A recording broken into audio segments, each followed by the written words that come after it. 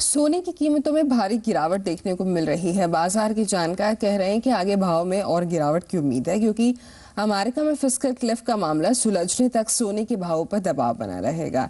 साथ ही विदेशी अर्थव्यवस्थाओं में सुधार के साथ भी सोने के भाव और नीचे आएंगे। पिछले एक महीने से सोने की ये चमक फीकी होती जा रही है।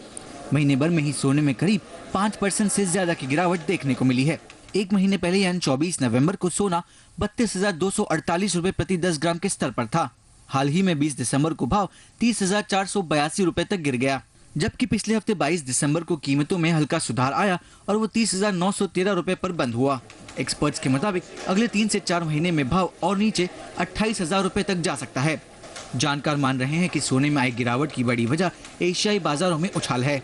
करेक्शन का एक्सपेक्ट कर रहे थे और Christmas at the time of December year ending में तो लोग प्रॉफिट बुकिंग भी करते हैं, हॉलीडे मोड में होते हैं, तो पोजीशन बहुत से लोग स्क्वायर अप भी करते हैं।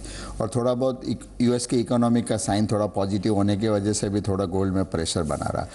जानकारों के मुताबिक सोने की कीमत गिरने की बड़ी वजह अंतर्राष्ट्रीय हालात है। अमेरिका में फिस्कल क्लिफ को लेकर चिंता बढ़ रही है और निवेशक सोने में निवेश करने से बच रहे हैं। साथ ही हाल ही में वहां आए पॉजिटिव हाउसिंग डेटा को देखकर भी निवेशक अनुमान लगा रहे हैं कि आने वाला साल इक्विटी के लिए अच्छा रहेगा, जिसकी वजह से गोल्ड की डिमांड में लगातार कमी आ रही है।